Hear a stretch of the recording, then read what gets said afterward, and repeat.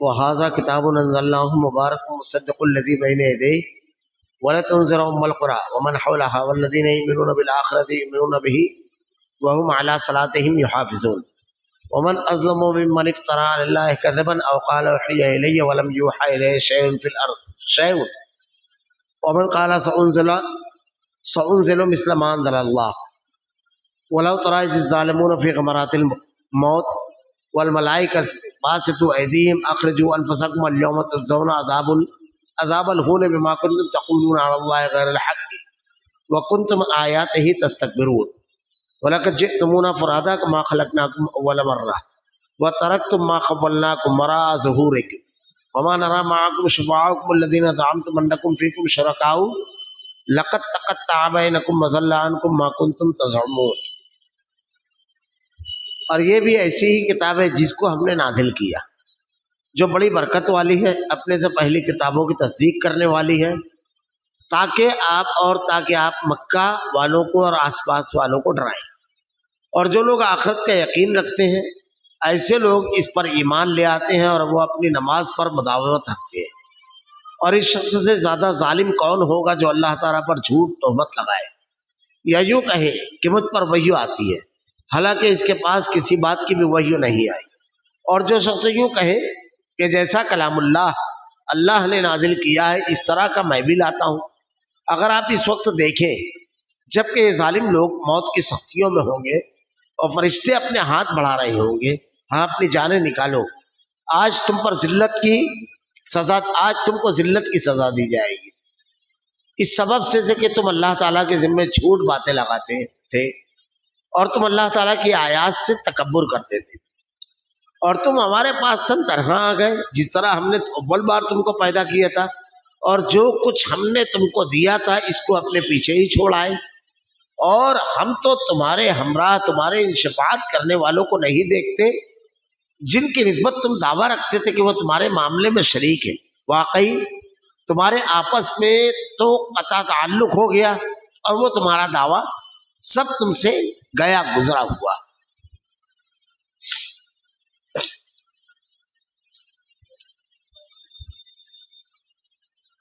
وهذا كتاب أنزلناه مبارك مصدق الذي بين يديه ولتنذر أم القرى ومن حولها والذين يؤمنون بالآخرة يؤمنون به وهم على صلاتهم يحافظون. اور یہ بھی ایسی ہی کتاب ہے جس کو ہم نے نازل کیا جو بڑی برکت والی ہے، اپنے سے پہلے کتابوں کی تصدیق کرنے والی، اور تاکہ آپ مکہ والوں کو اور آس پاس والوں کو ڈرائیں. اور جو لوگ آخرت پر یقین رکھتے ہیں ایسے لوگ اس پر ایمان لے آتے ہیں، وہ اپنی نمازوں پر مداومت رکھتے ہیں. پچھلے ہفتے اس آیت کے سلسلے میں کچھ باتیں آئی تھی. اس میں اللہ تعالیٰ نے 4 چیزیں بڑی اہم بیان فرمائی ہیں. پہلی چیز تو یہ کہ یہ بھی ایسی ہی کتاب ہے جس کو ہم نے نازل کیا، جیسے اللہ رب العالمین نے تورات، انجیل، زبور اور دیگر صحیفے نازل فرمائے، ویسے اللہ ہی نے اس کو نازل کیا. یہ منزل من اللہ ہے، یہ خود اللہ رب العالمین کہہ رہا ہے. دوسری بات اللہ تعالیٰ نے بیان فرمائی جو بڑی برکت والی ہے، یعنی اس میں جو احکامات اللہ تعالیٰ نے بیان فرمائے ہیں، جو باتیں بیان فرمائی ہے، اگر آدمی اس کے اوپر عمل کرے تو وہ بابرکت اور کامیاب زندگی گزارے گا. صاف شفاف گھر، صاف شفاف انسان اور بابرکت معاشرے کے لیے اس کی تعلیمات پر عمل ضروری ہے. جس معاشرے میں، جس گھر میں اور جن افراد میں اس کے اوپر عمل پایا جاتا ہے، بڑی برکات اللہ رب العالمین نازل فرماتا ہے. اور ہم پوری مثالیں صحابہ کرام کی دیکھ سکتے ہیں. اپنے سے پہلے کتابوں کی تصدیق کرنے والی جو پہلی کتابیں ہیں وہ اللہ کی طرف سے نازل کردہ ہے یہ، اور اس میں اور اس میں احکامات وہی ہے، اللہ کا پیغام ہے. اللہ کے نبی صلی اللہ علیہ وسلم نے جب خطوط لکھے شاہان عالم کو، تو عیسائی بادشاہ کو جو خط لکھا اس میں آپ نے لکھا جو آیت قرآن کریم کی آپ نے نوٹ کی کہ آؤ یا اہل الکتاب تعالوا الی کلمۃ سواء بیننا وبینکم الا نعبد الا اللہ. اہل کتاب آؤ ایک ایسے کلمے کی طرف جو تمہارے اور ہمارے درمیان مشترک ہے، ایک جیسا ہے. وہ کیا؟ اللہ قل یا اہل الکتاب تعالوا الی کلمۃ سواء بیننا وبینکم اللہ نعبد الا اللہ، کہ ہم دونوں ایک اللہ کی عبادت توحید کے لائے. یہی پیغام تھا تمام کے تمام انبیاء کا، اور یہی اللہ نے ان کتابوں میں نازل فرمایا. تو پیغام بھی ایک ہے، اور نازل کردہ بھی اللہ کی ہے، اور تصدیق بھی اللہ تعالیٰ کر رہا ہے. یہ تمام چیزیں تاکہ آپ مکہ والوں کو اور آس پاس کو ڈرائیں. اس کے نزول کا مقصد اللہ تعالیٰ بیان فرما رہا ہے کہ آدمی گناہ سے رک جائے تاکہ اللہ کی نافرمانی کی بنیاد پر وہ عذاب اور سزا سے محفوظ رہے، اور دوسروں کے لیے اور اپنے لیے مفید رہے، اور دوسرے اور وہ خود نقصان سے دوچار نہ ہو. اس لیے اللہ نے حکم دیا کہ اس کے ذریعے آپ پڑھیے قرآن کریم، ڈرائیں، تزکیہ کرنے کے لیے اللہ کے نبی صلی اللہ علیہ وسلم آئے، صفائی کرنے کے لیے. جو لوگ آخرت کے یقین رکھتے ہیں ایسے لوگ اس پر ایمان لے آتے ہیں. جن کو اس بات کا یقین کامل ہے کہ ہر شخص کو مرنے کے بعد اللہ کی جناب میں حاضر ہونا ہے، تو وہ ضرور اس کے اوپر ایمان لے آئیں گے. اور جو لوگ اس پر یقین نہیں رکھتے وہ ہرگز اس پر ایمان نہیں لاتے ہیں.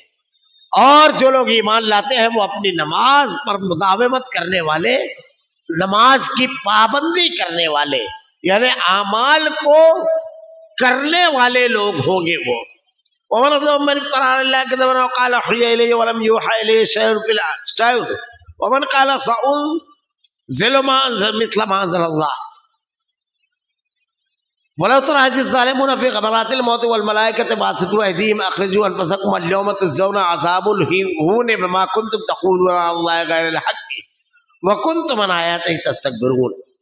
اور اس شخص سے زیادہ ظالم کون ہوگا جو اللہ پر جھوٹ تہمت لگائے. سب سے بڑا گناہ، سب سے بڑا ظلم، سب سے سنگین چیز یہ ہے کہ ایک آدمی اللہ کے اوپر جھوٹ لگائے. جھوٹ کی بہت ساری قسمیں ہیں جو قرآن و حدیث کے اندر بیان کی گئی ہے. جیسے ایک قسم یہ بھی بیان کی گئی ہے کہ آدمی ولا تقولوا لما تنسب السنتکم الکذب ھذا حلال وھذا حرام، اپنی زبان سے یہ کہے کہ یہ حلال ہے یا حرام ہے. الگ الگ قسمیں ہیں. لیکن جھوٹ کی سب سے بدترین قسم یہ ہے جسے اللہ نے بیان فرمایا کہ آدمی اللہ تعالیٰ پر جھوٹی تہمت لگائے. اللہ کے اوپر جھوٹی تہمت لگانا کیا ہے؟ سب سے بڑا جھوٹ قرآن کریم میں کہا، یا وہ نہیں، سب سے بڑا جھوٹ قرآن کریم میں اللہ نے بیان فرمایا یہ اللہ پر بولنا شرک. جب آدمی یہ کہتا ہے کہ فلاں اللہ کا ساجی اور شریک ہے، فلاں اللہ تعالیٰ کا ساجی ہے، اللہ کے ساتھ اس کو قوت و اختیار ہے، اللہ رب العالمین نے اپنی مملکت میں، اپنی خدائی میں، اپنی کبریائی میں، اپنی بڑائی میں اس کو شریک کیا ہے، وہ اللہ کا شریک حال ہے، جس کی کوئی ایک دلیل اللہ نے نازل نہیں فرمائی. کوئی ایک دلیل. سب سے بڑا کذاب، سب سے بڑا جھوٹا یہ ہے.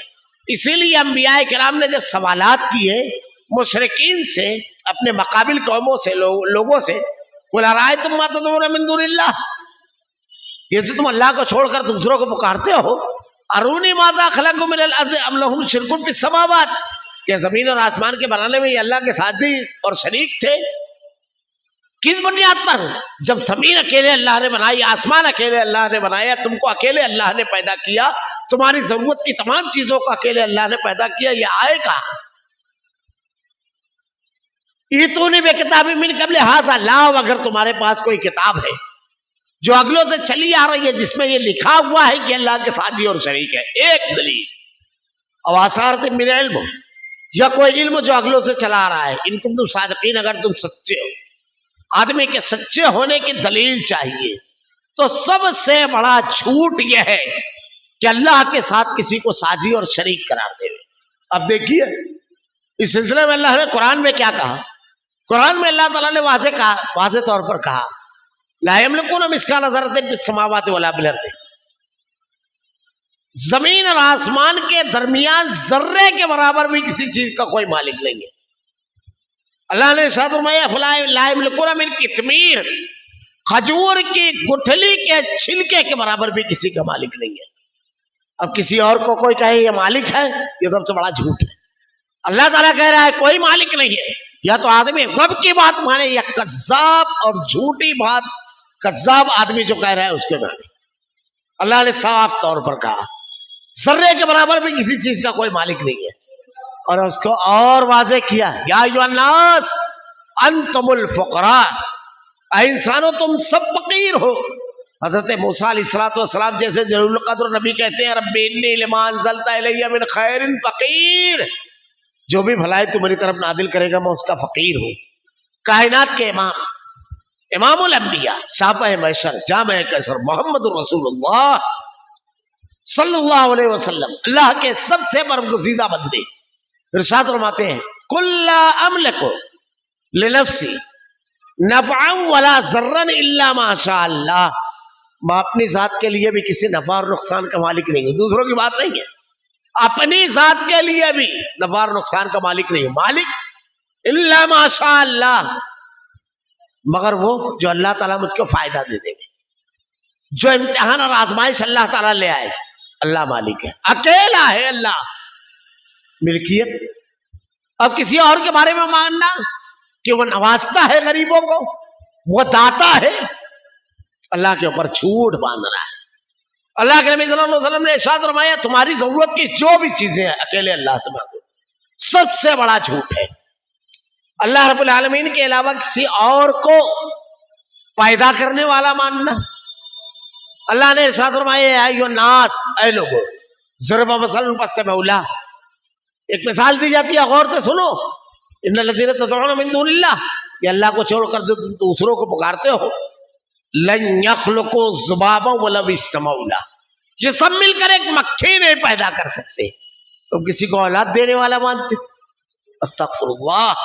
کون کہہ رہا ہے؟ یا اللہ. اب مکھی پیدا کرنا ہے تو بڑے دور کی بات ہے. لن یسلبهم الذباب شیئا لا یستنقذوه منہ، مکھی ان کا کچھ لے کر بھاگ جائے تو وہ اس سے بچا نہیں سکتے. ضعف الطالب والمطلوب، کتنا بے وقوف ہے وہ جو مانگ رہا ہے اور کتنا کمزور ہے جس سے مانگا جا رہا ہے. اللہ نے وضاحت کے ساتھ قرآن کریم میں ارشاد فرمایا پوری کائنات کا تن تنہا خالق و مالک اللہ ہے. زمین اور آسمان کے درمیان جتنی بھی مخلوقات ہے سب کو رزق دینے والا اللہ ہے. وَمَا مِن دَابَّةٍ فِي الْأَرْضِ إِلَّا طَائِرٌ يَطِيرُ بِجَنَاحِهِ إِلَّا أُمَمٌ أَمْثَالُكُم مَّا فَرَّطْنَا فِي الْكِتَابِ، جتنے بھی جاندار زمین پہ چلنے والے وہ اکیلا رزاق ہے. ان کو اولادیں دینے والا وہ اکیلا ہے، ان کو مصیبتوں سے بچانے والا، زندگی اور موت دینے والا وہ بالکل اکیلا ہے، کوئی اس کے ساتھ ساجی اور شریک نہیں. اور یہ تمام چیزیں جتنی بھی ہیں وہ اکیلا ہے جو ساری کائنات کے ہر مخلوق کی سنتا ہے، کوئی اس کا ساجی اور شریک نہیں، اکیلا ہے. صرف کائنات کے مخلوقات نہیں، انسانوں کی بستیوں میں بسنے والے انسانوں کی تمام زبانیں کوئی نہیں جانتا، کوئی نہیں جانتا، ہر زبان سے کوئی واقف نہیں، ہر وقت کے حالات سے کسی کے کوئی واقف نہیں سوائے اللہ کے. ہر جگہ کوئی نہیں، اللہ کے ساتھ کوئی ساجی اور شریک نہیں، اکیلا ہے وہ. اسی لیے انبیاء کرام کہتے ہیں یا اللہ تو بہتر جانتا ہے میرے حالات کو. حضرت یونس علیہ السلام مچھلی کے پیڑ میں پکار رہے ہیں اور اللہ تعالیٰ اس کو سن لیتا ہے، کوئی سننے والا نہیں اس کے علاوہ.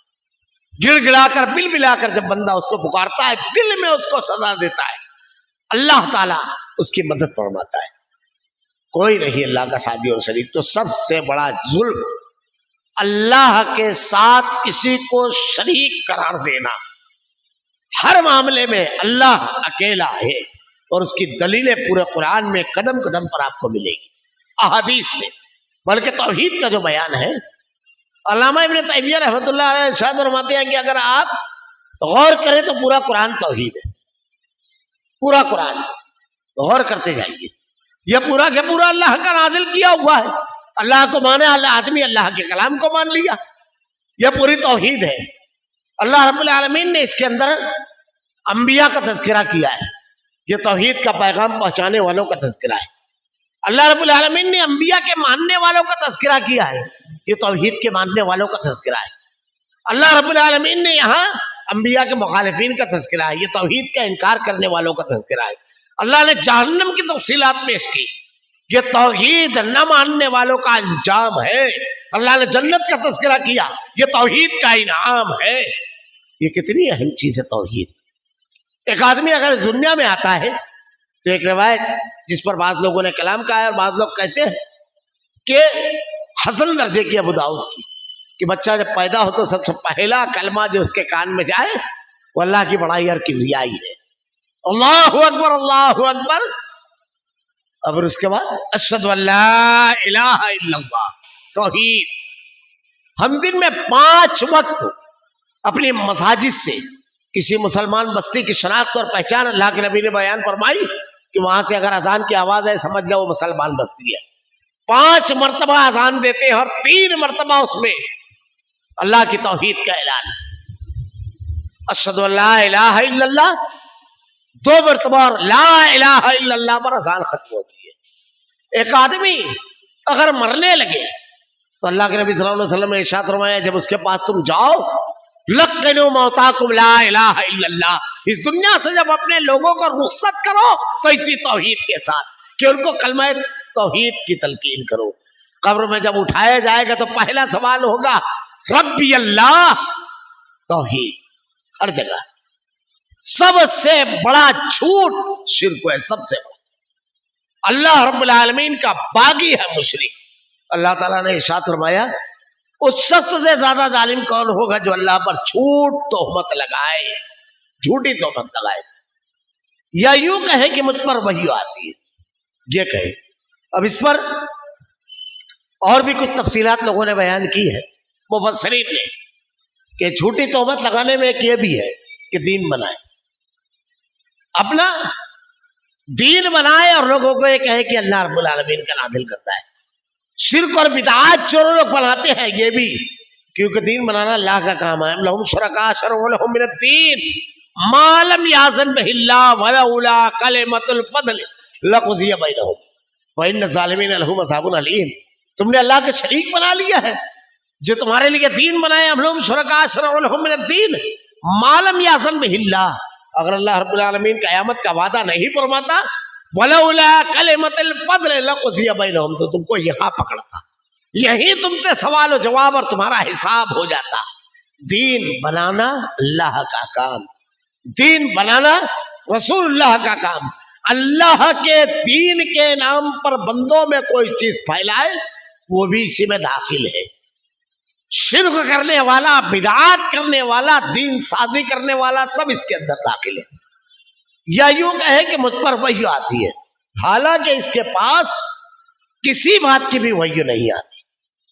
یا نبوت کا جھوٹا دعویٰ کرے کہ میں اللہ کا نبی ہوں، جیسے اللہ کے نبی صلی اللہ علیہ وسلم کے دور میں مسیلمہ کذاب، اس نے نبوت کا جھوٹا دعویٰ کیا۔ اس کے بعد اسود انسی ہے، مختلف لوگوں نے نبوت کے جھوٹے دعوے کیے۔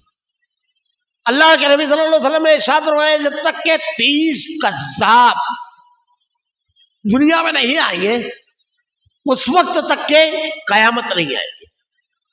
جو مشہور جھوٹے انبیاء ہیں ان میں ہندوستان میں آزادی سے قبل مرزا غلام احمد قادیانی نامی شخص پیدا ہوا۔ اللہ تعالیٰ نے ارشاد فرمایا یہ انتہائی بدترین چیز کہ اللہ نے نبوت نہیں عطا کی، نبوت دی نہیں، لیکن آدمی یہ کہے کہ مجھ پر وحی آتی ہے حالانکہ اس کے پاس کسی بات کی بھی وحی نہیں آتی۔ ایک قسم تو یہ ہے، ایک قسم اور بھی ہے، یہ تو نبوت کا دعویٰ کرنے والے ہیں۔ اگر آپ پڑھیں گے صوفیہ کی کتابیں تو وہاں آپ کو ملے گا، ان لوگوں نے لکھا ہے باقاعدہ اپنی کتابوں کے اندر، میں یوں ہی نہیں کہہ رہا ہوں، ہر چیز کے حوالے کا ذمہ دار میں خود ہوں، کہ علماء کے پاس تو ہڈیاں لگی دسترخوان کی، اصل گوشت پوشت تو ہمارے پاس ہے۔ یہ تو ساحل پر کھڑے ہوئے لوگ ہیں، غوطہ سر ہم ہیں، ان کے پاس علم کیا ہے؟ فلاں نے فلاں سے سنا، فلاں نے فلاں سے سنا، فلاں نے فلاں سے سنا، جو حدیث کی سند ہے اس کا ایسے مذاق اڑاتے ہیں۔ مردے نے فلاں مردہ، فلاں مردہ، فلاں مردہ، مردے نے مردے سے سنا، ہمارا معاملہ یہ ہے کہ اللہ ہم سے کلام کرتا ہے سیدھا سیدھا، اللہ کی طرف سے وحی آتی ہے. یہ کذاب. اللہ نے ارشاد فرمایا، اللہ نے جن کے بارے میں بیان فرمایا کہ ان کے اوپر وحی ہم نے نازل کی انبیاء کے علاوہ، بس.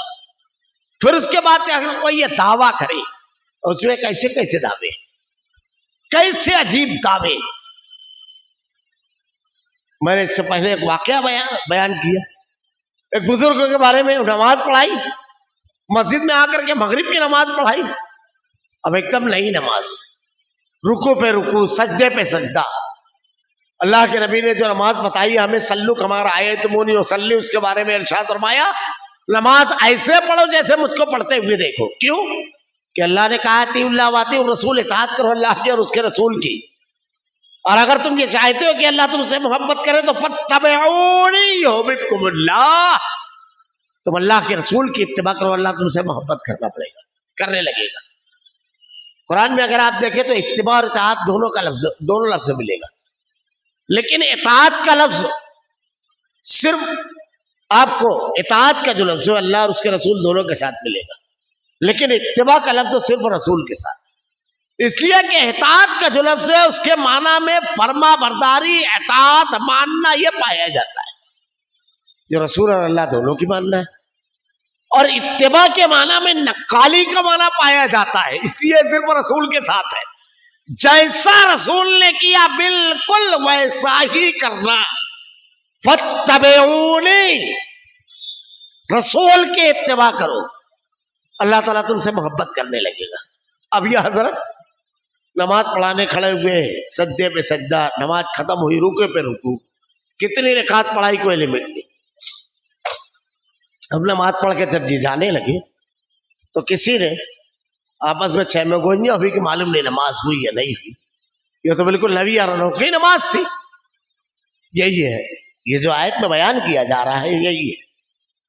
آپس میں چھ میں گوئیاں، اب تو نماز دہرانا پڑے گی. حضرت نکلے مسجد سے، کچھ دور جانے کے بعد لگا جواب دینا ضروری ہے تو واپس آئے. کیا کہا سنو جی، اجی تم جو نماز پڑھتے ہو وہ کتاب والی نماز ہے، اور میں جو نماز پڑھتا ہوں کتاب والا جیسی کہتا ہے ویسی پڑھتا ہوں. استغفر اللہ. ایک بہت بڑے ولی کامل، میرے خیال سے شاید تاج الدین بابا کے بارے میں ہی ہے. استغفر اللہ بیان کرتے ہیں، لوگوں کو ڈر نہیں لگتا ہے. اللہ تعالیٰ نے قرآن کریم کے بارے میں ارشاد فرمایا افلا یتدبرون القرآن ولو کان من عند غیر اللہ لوجدوا فیہ اختلافا کثیرا. اگر یہ قرآن اللہ کے علاوہ کسی اور کی طرف سے نازل ہوتا تو اس میں اختلاف کثیر پاتے. ایسی بھی نماز ویسی بھی نماز، ایسا بھی روزہ ویسا بھی روزہ، سب پاتے اس میں. اللہ کا نازل کرتا ہے. اچھا اللہ کے نبی صلی اللہ علیہ وسلم جو نماز بتا رہے ہیں وہ صحیح ہے یا غلط؟ استغفر اللہ. اللہ کے نبی تو کہتے ہیں کہ میں اپنی طرف سے کچھ نہیں کہتا، یہ قرآن کہہ رہا ہے. وما ينطق عن الهوى إن هو إلا وحي يوحى. اصل میں یہ جھوٹے کہانی بنانے والے کذاب، دماغ تو ہوتا نہیں ہے ان کو. اور کتنے دین و عقیدے اور آیات اور حدیث پر یہ حملہ کرتے ہیں، اس کا اندازہ لگا ہوا. اللہ کے نبی کہتے ہیں، اللہ تعالیٰ کہتا ہے کہ نبی اپنی طرف سے کچھ نہیں کہتے. اب نبی کہتے ہیں ایک رکعت میں ایک رکوع اور ایک سجدہ، اور یہ کہتے ہیں نہیں اللہ نے یہ کہا. نبی کہہ رہے ہیں اللہ نے یہ کہا، سچے نبی نے. اور یہ قذاب جس نے بھی یہ واقعہ بیان کیا جھوٹا یہ کہتا ہے. اللہ کے نبی نے ایک نماز پڑھائی، ایک نماز یہ حضرت پڑھا رہے ہیں. دونوں میں سے سچی کون؟ سڑک پہ چلتا آدمی کہے گا نبی کی، تیری غلط، اور وہ مومن ہے، جنتی ہے، کیونکہ نبی کو ماننے والا ہے. تمہاری کیا ضمانت؟ تم کہنا کیا چاہتے کہ اللہ نے جو نماز بتائی اپنے محبوب بندوں کو، وہ نماز نبی نے نہیں بتائی؟ استغفر اللہ.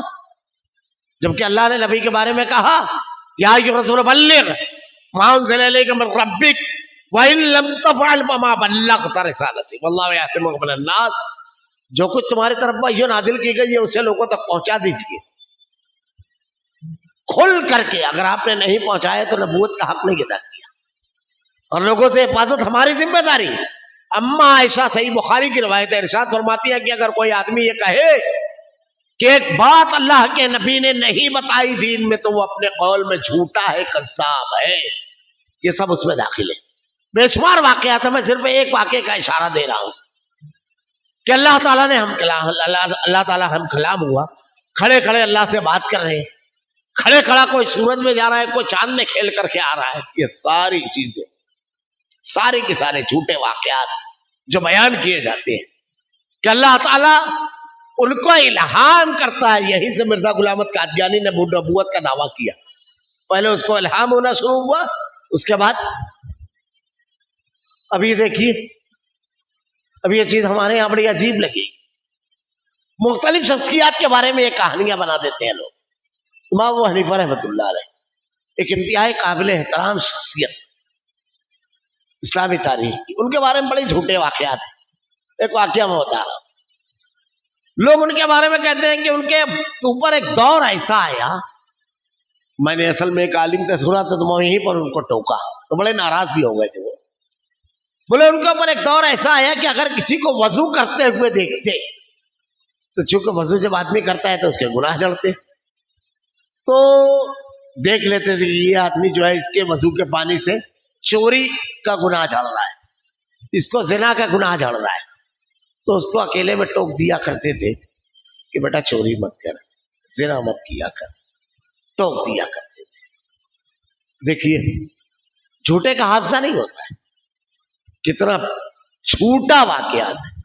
سب سے پہلی چیز یہ، وضو کرنے سے کبیرہ گناہ نہیں جھڑتے ہیں، صغیرہ گناہ جھڑتے ہیں. کبیرہ جھڑتا ہی نہیں ہے، یہ جھوٹ ہے. عجیب بات، نبی نہیں دیکھتے کبھی، صحابہ نے کبھی نہیں دیکھا کسی کو وضو کرتے ہوئے کون سے جھاڑ رہا ہے. بس اس قسم کے جھوٹے واقعات، یعنی ان کو اللہ کی طرف سے یہ ہو جاتا ہے. یہ ساری چیزیں جو اللہ کی طرف بیان کی جاتی ہے، اللہ تعالیٰ ستار العیوب ہے. وہ اگر تمہارے عیبوں پر تم کو پکڑنا چاہے تو ایک قدم نہیں چل سکتے. اللہ ڈھانک کر رکھتا ہے اپنے بندوں کے گناہوں کو، اس کی غلطیوں اور خطاؤں کو ڈھانک کر رکھتا ہے رب العالمین. وہ ستار العیوب گناہوں کو کھول دے گا. قیامت کے روز ایک آدمی آئے گا، کیسا رحیم و کریم ہے، سمجھتے نہیں ہے جاہل. قیامت کے روز ایک آدمی کو لایا جائے گا. یہ ایسی ویسی باتیں نہیں ہیں. امام ابو حنیفہ رحمۃ اللہ علیہ کا یہ واقعہ ہے ہی نہیں، جھوٹ ہے ان کے اوپر باندھا گیا ہے. میں اس قذاب کو جس نے یہ واقعہ بنایا اس کی بات، میں نے جب وہ عالم سے پوچھا کہ حضرت کبیرہ تو جھڑتے ہی نہیں ہے، دیکھ کیسے لیے امام ابو حنیفہ رحمۃ اللہ علیہ، تو بڑا اچھی بچی ہوئے. وہ سمجھ ہی میں نہیں آ رہا تھا کیا جواب دے. مولا ذرا تک کوئی واقعہ بناؤ تو ہم لوگ جیسے لوگوں سے اصلاح لے لیا کرو، تھوڑا ٹھیک ٹھاک کر دیا کریں گے اس کو. یہ مذاق نہیں کر رہا ہوں میں. اللہ پر اللہ رب العالمین قیامت کے روز ایک بندے کو لائے گا، اس کے چھوٹے چھوٹے گناہ سامنے کیے جائیں گے. اور لمبی روایت ہے، میں اس کا ایک ٹکڑا صرف جو اس سے میں استدلال کر رہا ہوں. اللہ تعالیٰ فرشتوں کو حکم دے گا، وہ بڑا رحیم و کریم ہے اپنے بندوں کے لیے، بڑے بڑے سر گناہ چھپا لے گا اللہ تعالیٰ. اب قیامت کے روز فرشتوں کو حکم دے گا اس کے گناہوں کو نیکیوں میں بدل دو. فرشتوں سے کہے گا رکو، سارے بڑے گناہ تو باقی ہے میرے ابھی، تو انہیں تو وہ بتایا ہی نہیں. جب اللہ کہے گا کہ اس کے گناہوں کو نیکیوں میں بدل دو، وہ ایسا ستار العیوب ہے کہ روز محشر بھی اپنے بندوں کو گناہوں کو چھپائے گا. بندہ کہے گا یہ میری غلطی ہے، کیونکہ اب اس گناہ کے بدلے نیکی ملنے والی ہے. وہ کیسا ستار العیوب. اللہ کے بارے میں ہم یہ کہہ رہے ہیں کہ لوگوں کو عیوب سے پردہ اٹھا لیں. آدمی چل نہیں پائے گا راستے پر، لیکن اللہ تعالیٰ گناہوں کو، غلطیوں کو، دل میں پنپنے والے وسوسے اور خیالات کو ڈھانکتا رکھتا رحمت کی چادر سے. فرشتوں کو کہتا ہے میرے بندے نے گناہ کا ارادہ کیا، ابھی نہ نکلا، نہ ابھی تو صرف ارادہ ہے، قدم نہیں اٹھایا. نیکی کا ارادہ کیا اور حکم دیا لکھ، جلدی کر. یہ وہ رب ہے. یہ دین کے معاملے میں الہام، نبوت کا چھوٹا دعویٰ سب اس میں داخل ہے، سب چیزیں اس میں داخل ہیں. اور اس قسم کے واقعات سے ہم کسی کی عقیدت نہیں بڑھاتے ہیں، جیسے یہود و نصارہ، ان لوگوں نے کہا، اب یہ دیکھیے سب جھوٹ قرآن نے نقل کیا، مشرکین مکہ کا جھوٹ نقل کیا ہے۔ یہود کہتے تھے وقالت الیہود عزیر ابن اللہ وقالت النصارى مسیح اللہ، ذالک قولہم بافواہہم، یہود کہتے ہیں کہ حضرت عزیر علیہ السلام اللہ کے بیٹے ہیں، نصارہ کہتے ہیں کہ حضرت عیسیٰ علیہ السلام۔ اب ہم نہیں مانتے ہیں، کیونکہ اللہ کے نبی نے ارشاد فرمایا، قرآن میں اللہ نے کہا یہ اللہ کے بندے ہیں، ہم وہی مانتے ہیں۔ جیسے ہمارے یہاں بھی نور نہ مانو تو آپ کہتے ہیں گستاخ، بشر مان لو تو کہتے ہیں گستاخ، جیسے ہمارے یہاں مانا جا رہا ہے۔ تو اللہ تعالیٰ نے کہا ذالک قولہم بافواہہم، یہ تمہاری اپنی باتیں ہیں، یہ شخصیت کے بارے میں غلو، جب ان لوگوں نے غلو کیا تو بندہ نہیں رہنے دیا، اللہ کا بیٹا قرار دیا۔ ہمارے یہاں جب غلو کیا تو اللہ کے ساتھ جا کر کے ملا دیا۔ اللہ کے نبی کی تعلیمات کیا ہے؟ آپ غزوہ بدر میں کیا کہتے ہیں؟ اے اللہ، اللہ مدد فرما، یہ ہے میری کل جمع پونجی رب العالمین، یہ اگر ختم ہو گئے تو قیامت تک کوئی تیرا نام لینے والا نہیں رہے گا۔ طائف کے دن، اے اللہ میں اپنی بے کسی کس کے سامنے پیش کروں رب العالمین؟ غار ثور میں مشرکین مکہ آ گئے، ابو بکر صدیق کہتے ہیں اللہ کے نبی اگر ان لوگوں نے دیکھ لیا، کہا وہ دو کے بارے میں کیا خیال ہے جس کا تیسرا اللہ، بچانے والے اللہ کے ساتھ ہر مرتبہ کس سے مانگا؟ کس نے؟ کون؟ اللہ کا سب سے برگزیدہ بندہ محمد رسول اللہ صلی اللہ علیہ وسلم۔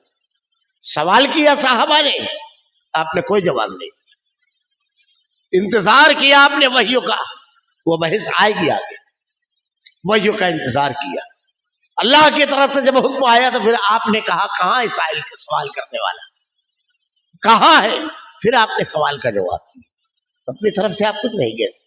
یہاں یہ واقعہ بتا رہے ہیں کہ اللہ ہم کلام ہو جاتا ہے، اللہ سے کلام اور بات چیت، کلیم اللہ موسیٰ علیہ السلام ہے، اللہ سے ہم کلام ہوئے رب العالمین سے، اور پھر انبیاء کرام کو اعزاز ملا، وہ ایک الگ چیز ہے، جیسے اللہ کے رسول صلی اللہ علیہ وسلم شب معراج، اللہ کو یہ اعزاز، مگر باقی تمام چیزیں دین کی ہر بات فرشتوں کے ذریعے اللہ کے نبی صلی اللہ علیہ وسلم تک آئی، فرشتوں کے ذریعے۔ اور یہ بھی دیکھیے کہ یہ فرشتے ہیں، یہ صحابہ کرام نہیں جان سکے، یہ جو ہمارے یہاں بیٹھے بیٹھے چلے جاتے ہیں عرش تک کے، اللہ کے نبی اور صحابہ بیٹھے ہیں، صحابہ کہتے ہیں کہ شخص آیا انتہائی سفید لباس، بال انتہائی سلیقے سے اس کے سجے ہوئے تھے، اور کوئی آثار نہیں تھا گرد و غبار کا کہ وہ سفر سے لوٹا ہے۔ حیرت ہو رہی تھی، اللہ کے نبی صلی اللہ علیہ وسلم کے سامنے آ کر بیٹھ گئے، اور آپ کے گھٹنے جو تھا اس سے اپنے گھٹنے کو ملا دیا اور کہا ایمان کیا ہے، احسان کیا ہے، سوالات کرنا شروع کیے۔ اللہ کے رسول صلی اللہ علیہ وسلم سوال کا جواب دیتے ہیں، اور وہ جواب میں کہتے ہیں بے شک تم نے سچ کہا۔ صحابہ کہتے ہیں ہم کو حیرت ہوئی، سوال بھی کرتا ہے اور جواب بھی، تصدیق بھی کرتا ہے کہ ہاں آپ نے سچ کہا۔ جب وہ چلے گئے تو اللہ کے نبی نے کیا ارشاد فرمایا؟ یہ کون تھے جانتے ہو؟ یہ جبرائیل تھے، جنہیں اللہ نے انسانی اس میں بھیجا تھا، وہ تمہیں تعلیم دینے کے لیے آئے تھے۔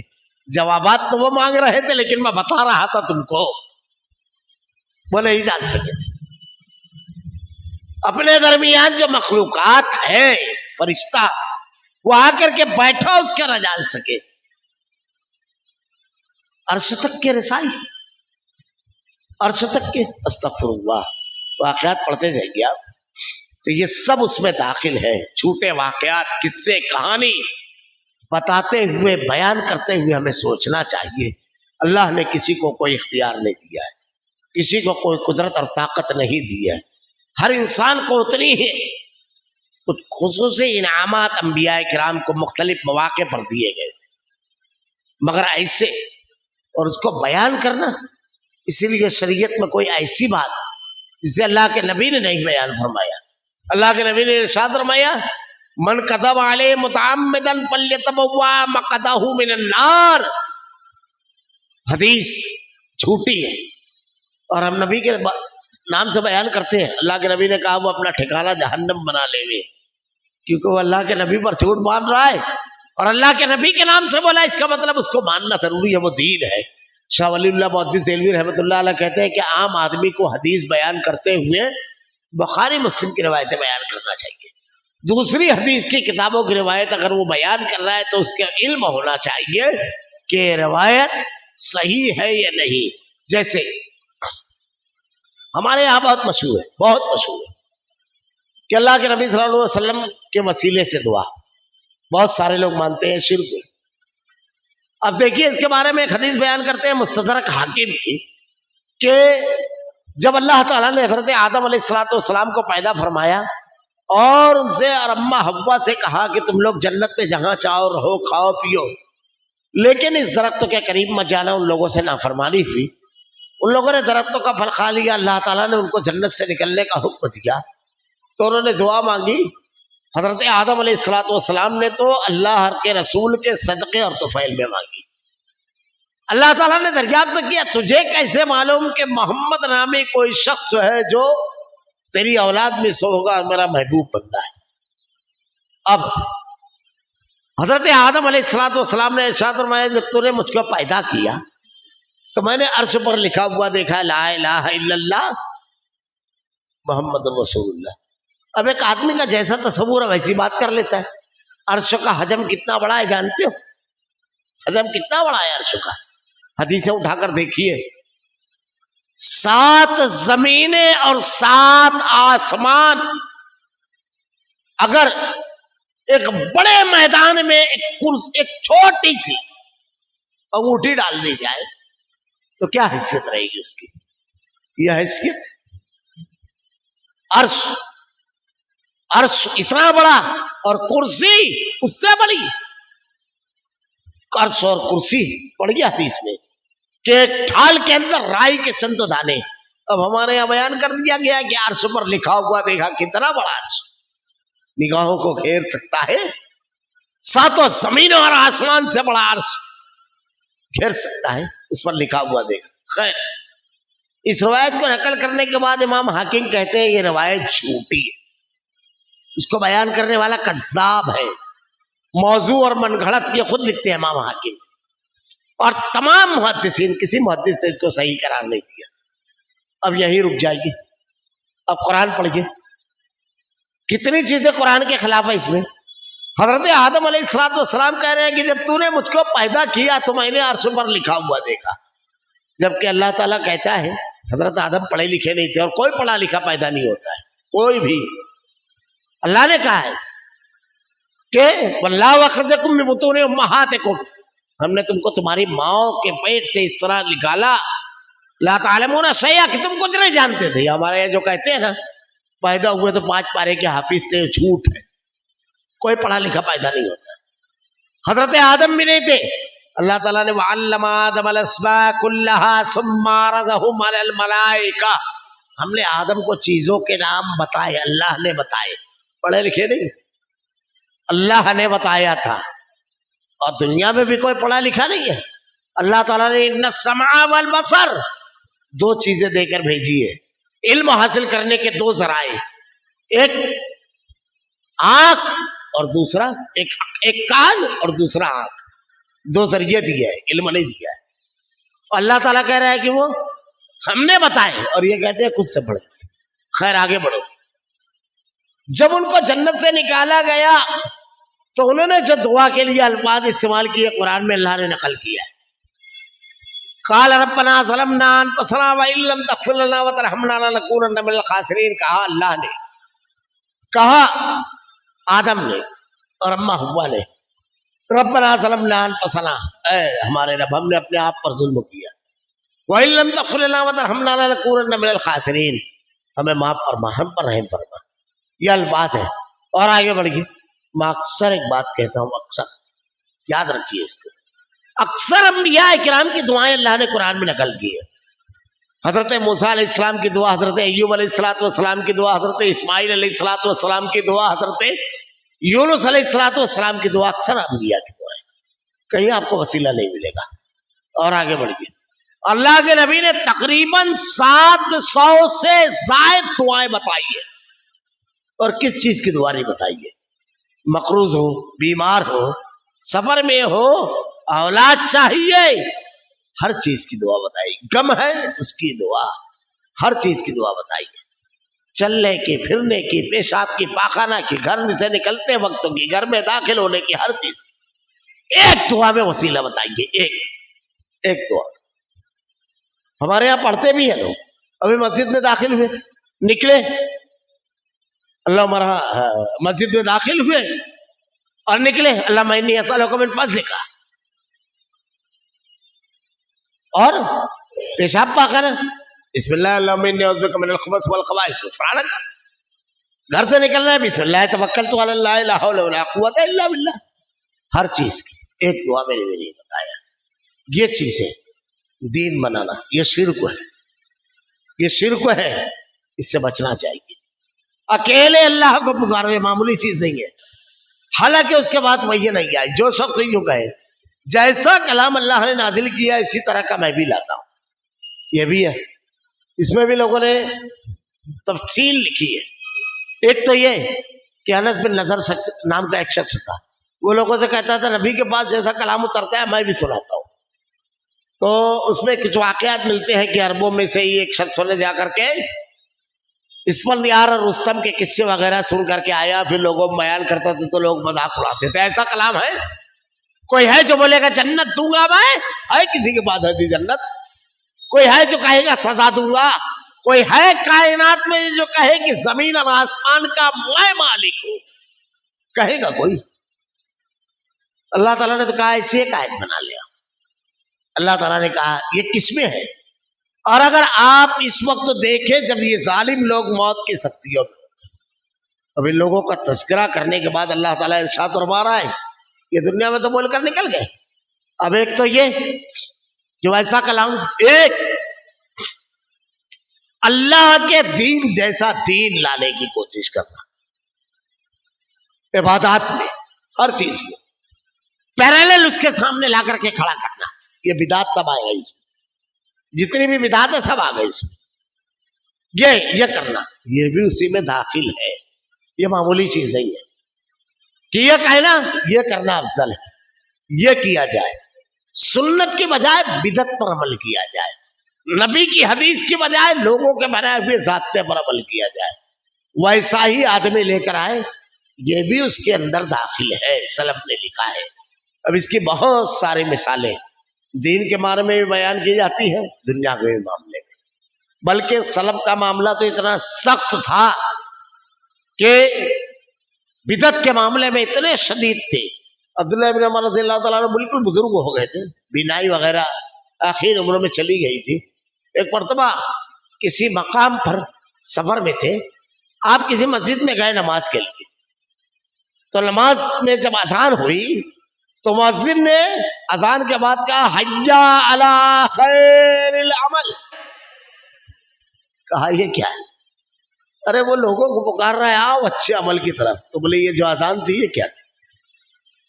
حیا علی الفلاح حیا علی الصلاح، تو آدمی مطمئن نہیں ہوتا ہے کہ نہیں اس سے نبی نے بتایا اس میں مطمئن نہیں ہے، اس سے زیادہ عبداللہ بن مسعود کا واقعہ کئی مرتبہ میں نے بیان کیا، ایک آدمی کہہ رہا تھا اتنی مرتبہ لا الہ الا اللہ پڑھو، اتنی مرتبہ سبحان اللہ، اتنی مرتبہ الحمدللہ، سب کو مسجد کے باہر کر دیا، اللہ کے نبی نے نہیں بتایا، یہ ویسا لے کر آتا ہے محمد رسول اللہ جیسا، اللہ نے قرآن میں کہا ہے، الفاظ سن لو، وَمَنْ يَبْتَغِ غَيْرَ الْإِسْلَامِ دِينًا فَلَنْ يُقْبَلَ مِنْهُ، اللہ اسلام کے علاوہ کسی دین کو قبول نہیں کرے گا، قیامت کو روز دین کہا گیا یہاں، تو اسلام کے نام پر کوئی اور چیز لے کر پہنچیں گے لوگ وہاں، اللہ نے کہا ہر کس قبول نہیں کرے گا، وَمَنْ يَبْتَغِ غَيْرَ الْإِسْلَامِ دِينًا فَلَنْ يُقْبَلَ مِنْهُ وَهُوَ فِي الْآخِرَةِ مِنَ الْخَاسِرِينَ، وہ لوگ بڑے گھاٹے اور خسارے میں رہیں گے۔ جب ان لوگوں کا وقت آخر آتا ہے، جو دنیا میں اتنے وہ بنتے ہیں، نبوت کا دعویٰ کر کے اپنے پیشوا بناتے ہیں، اللہ سے ہم کلام ہونے کا دعویٰ کرتے ہیں، اللہ کے محبوبان کے بارے میں بتاتے ہیں یہ ہے اللہ کا محبوب، اللہ کا صحابی اور شریک. یہ سب جو کرتے ہیں دین مناتے ہیں، ان کا انجام کیا ہوگا؟ انعام تو اپنے بارہا سنا، اللہ کی فرما برداری اور نبی کی تعلیمات اور قرآن کو ماننے والے. انجام سنو. پر ظالم لوگ موت کی سختیوں میں ہوں گے، آپ اس وقت دیکھیں گے، اور فرشتے اپنا ہاتھ بڑھا رہے ہوں گے کہ ہاں اپنی جانیں نکالو، آج تم کو ذلت کی سزا دی جائے گی. انتہائی اذیت کے ساتھ ان کی روح کو قبض کیا جاتا ہے. مشرک کافر اللہ کے باغیوں کے ساتھ. قرآن میں دوسری جگہ وَلَوْ تَرَىٰ إِذْ يَتَوَفَّى الَّذِينَ كَفَرُوا الْمَلَائِكَةُ يَضْرِبُونَ وُجُوهَهُمْ وَأَدْبَارَهُمْ، جوڑوں اور پٹھوں پر مارتے ہیں فرشتے، یہیں سے شروع. اور پھر اس کے بعد تم کو ذلت کی سزا دی جائے گی، انتہائی ذلت آمیز عذاب قبروں میں دیا جائے گا، عذاب قبر. اس کا انکار کرنے والا ایک طبقہ پیدا ہو گیا ابھی منکرین حدیث کا. قرآن میں عذاب قبر کہاں؟ یہ کیا ہے؟ آج اللہ تعالیٰ ارشاد فرما رہا ہے اخرجوا انفسکم الیوم، یوم کا لفظ عربی زبان میں آج. الیوم اکملت لکم دینکم، آج کے دن تمہارے لیے تمہارا دین مکمل. آج یہ کیا ہے؟ بہت ساری دلیلیں. میں ایک چھوٹی سی بات بتا کر کے صرف آگے ترجمہ کر دوں گا، پھر انشاءاللہ انداختہ کہ ایک جگہ گئے ہم، منکرین حدیث کے ایک طبقے سے گفتگو ہوئی، تو وہ شخص یہی سب لے کر بیٹھا تھا کہ کہاں ہے. میں نے کہا جیسے آپ کو پیش کیا ہے؟ کہا ابھی ترازو نہیں لٹکا، ابھی میزان تولا نہیں ہے عمل، اور آپ عذاب کی بات کرتے ہیں. تو میں نے کہا یہ تو بڑی عجیب بات ہے. میں سمجھ رہا تھا کسی مسلمان سے بیٹھ کر بات کرنا ہی لوگوں نے بتایا تھا، لیکن آپ تو قرآن کا انکار کرنے والے نکلے کفار میں سے. بولے نہیں میں تو صرف قرآن کو مانتا ہوں. میں نے کہا قرآن کو مانتے؟ کہا. میں نے کہا اچھا ٹھیک ہے، یہ بتائیے کہ قرآن میں کہہ رہا ہے اللہ تعالیٰ وَلَوْ تَرَىٰ إِذْ يَتَوَفَّى الَّذِينَ، وہ آیت جو ابھی میں نے پڑھی تھی، کفر الملائکہ یضربون وجوہہم وادبارہم وذوقوا عذاب الحریق. ابھی تو حساب کتاب نہیں ہوا، یہ جوڑوں اور پٹھوں پہ فرشتے مار کیوں رہے؟ صرف یہی نہیں، صرف سزا نہیں ہے بلکہ انعام بھی ہے. سورہ یاسین پڑھیے. بستی کے کنارے سے ایک شخص دوڑتا ہوا آیا، پڑھیے وَمَا لِيَ لَا عَبْدَ الَّذِي فَطَرَنِي وَإِلَيْهِ تُرْجَعُونَ أَتَّخِذُ مِن دُونِهِ آلِهَةً يُرِيدُ الرَّحْمَٰنُ بِضُرٍّ لَّا تُغْنِي عَنِّي شَفَاعَتُهُمْ شَيْئًا وَلَا يُنقَذُونَ إِنِّي إِذًا لَّفِي ضَلَالٍ مُّبِينٍ إِنِّي آمَنتُ بِرَبِّكُمُ الْعَالَمِينَ. پڑھیے پوری آیتیں. کیا ہے آخری میں؟ جب آ کر کے اس نے کہا لوگوں ایمان لے آؤ، تو اس کو مار مار کر لوگوں نے ہلاک کر دیا. قرآن کے الفاظ ہیں قیل ادخل الجنہ قال یا لیت قومی یعلمون بما غفر لی. جب اللہ نے اس کو جنت میں داخل کر دیا، کیا کہا؟ قیل ادخل الجنہ قال یا لیت قومی یعلمون. جب اللہ نے اس کو جنت میں داخل کر دیا تو کہتا ہے کاش میری قوم کو معلوم ہوتا کیسا انعام ہے. اب اللہ تو جنت بھی دے رہا ہے، تو تمہارا اعتراض تو قرآن پہ چلا گیا. اچھا یہ تو ذرا سا اور آگے کی بات ہے، تھوڑا اور ادھر آ جا. حضرت نوح علیہ السلام کی پوری قوم غرقاب ہوئی، قرآن میں ہے. اب وہ چپ. قوم لوط، قوم عاد، قوم سمود ختم ہوئی، سزا ملی یا نہیں؟